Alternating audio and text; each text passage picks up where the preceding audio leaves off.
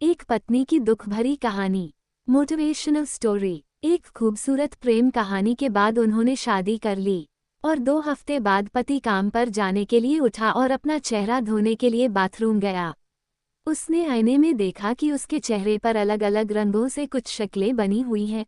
उसकी सीधी सादी बीवी, बचकाना और मासूम दिल रखने वाली। उसने सोते वक्त उसके चेहरे पर कुछ लिख दिया था। उसने इसे बड़े प्यार से अंजाम दिया था। वो उस पर हंसने के लिए तैयार थी। सुबह वो उसके पीछे दौड़ेगा, उसे पकड़कर उसके गाल पर चुटकी लेगा, फिर उसे कसकर गले लगाएगा और उससे कहेगा कि वो उससे बहुत प्यार करता है। फिर वो दोनों पूरा दिन उसके चेहरे पर हंसेंगे। उस बेचारी मासूम बीवी ने पिछली रात ही ऐसा सपना देखा था, लेकिन उसके पति ने गुस्से में अपना मुंह धोया और फिर किचन में कॉफी पीने के लिए चला गया, जो वह रोज सुबह पिया करता था। उसकी पत्नी आज कॉफी बनाना भूल गई थी, क्योंकि वो उससे थोड़ा सा झगड़ना चाहती थी। अपने पति से कुछ रोमांस की उम्मीदें, जो उसने हमेशा फिल्मों में देखा था और किताबों में पढ़ा था। पर जब उसे कॉफी नहीं मिली तो वो गुस्सा होकर उसके पास आया। वो उस पर चिल्लाया और उसे तब तक थप्पड़ मारता रहा जब तक कि उसने उसे जमीन पर नहीं गिरा दिया और कहा, मैंने तुम्हारे साथ खेलने के लिए शादी नहीं की है। मैं एक आदमी हूँ, छोटा बच्चा नहीं हूँ। मैंने एक परिवार बनाने के लिए तुमसे शादी की है, ताकि सभी की नज़रों में एक आदमी बन सकूं। पागल हो क्या तुम? प्यार और रोमांस की कहानियों की तरह जीना चाहती हो? जागो, जागो, तुम किसी फिल्म की हीरोइन नहीं हो। जो कहानियां तुम पढ़ा करती हो वह सब खत्म हो चुकी हैं। कहानियों से घर नहीं बनेगा और ना ही खाना बनेगा। ये कहानियां तुम्हारे बच्चों को नहीं पालेंगी। वो बेचारी मासूम बीवी खड़ी रो रही थी और अपने दुपट्टे से अपने आंसू पोंछ रही थी। पति ने उस पर चिल्लाते हुए कहा, आज मैं अपने दोस्तों को लंच पर बुलाऊंगा। मैं चाहता हूं कि जब वह आए तो सारा खाना तैयार हो जाए। तुम समझ गई ना? और अगर खाने पीने में कुछ कमी रही तो तुझ पर अफसोस हो। वो उस वक्त खुद को ऐसे आदमी के रूप में देख रहा था कि जिसकी पत्नी उसकी इच्छाओं पर चलती है। वो अपनी पत्नी को जख्मी दिल के साथ छोड़कर बाहर चला गया। वो खड़ी इतनी जोर जोर से रो रही थी कि वह ठीक से सांस भी नहीं ले पा रही थी। वह जल्दी से दोपहर का खाना तैयार करने लगी। उसकी आंखों से बराबर आंसू बहते जा रहे थे। पति उस दिन काम पर नहीं गया, अपने दोस्त के घर चला गया। वो सोच रहा था कि उसने जो किया वो सही किया या गलत। वो अपने दोस्त से जाकर सब बताने लगा, आज मैंने अपनी बीवी को ये कहा, ऐसे डांटा, ऐसे मारा। लेकिन सौभाग्य से उसका दोस्त उसके जैसा नहीं था।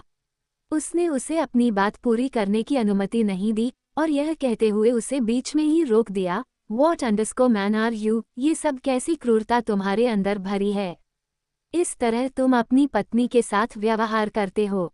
क्या तुम एक अच्छे पति हो? क्या तुमने ईश्वर के दूत को नहीं सुना? महिलाओं के प्रति दयालु रहो। महिलाएं कांच की बनी बोतल की तरह होती हैं।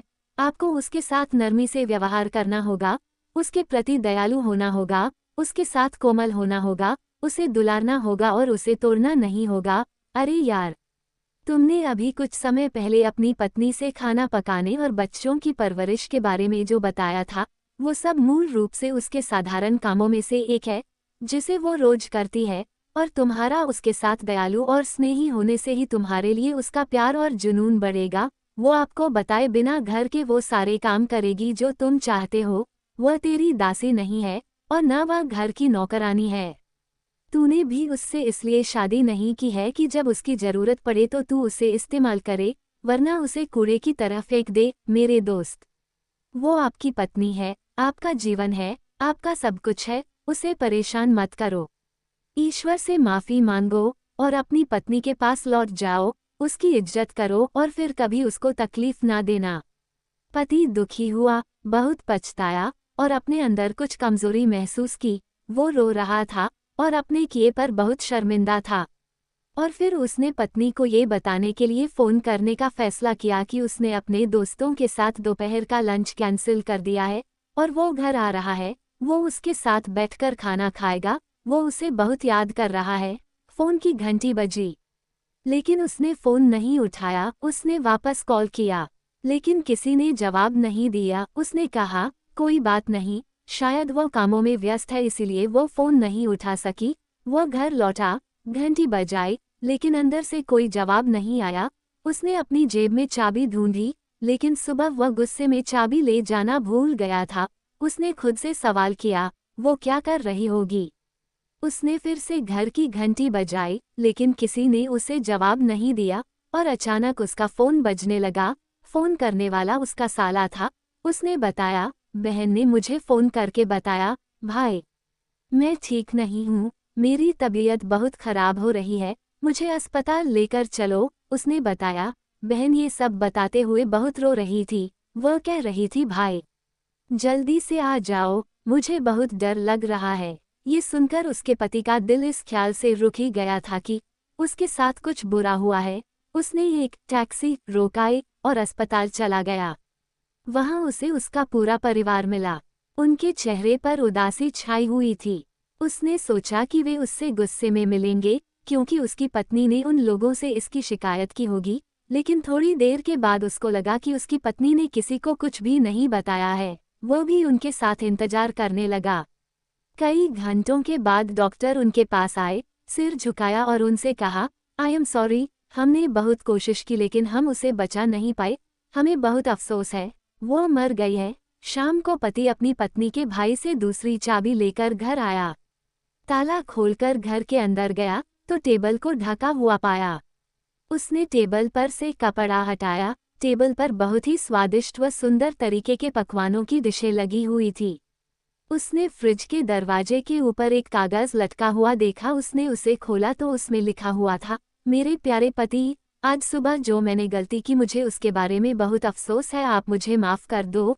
मैं आपसे बहुत मोहब्बत करती हूँ। मैं चाहती थी कि आप मुझे गले लगाकर मुझसे कहें कि मैं तुमसे बहुत मोहब्बत करता हूँ, तुम मेरी जिंदगी हो।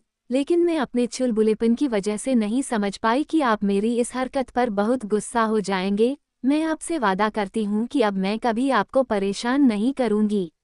मुझे उम्मीद है कि आपके दोस्तों को खाना बहुत पसंद आएगा।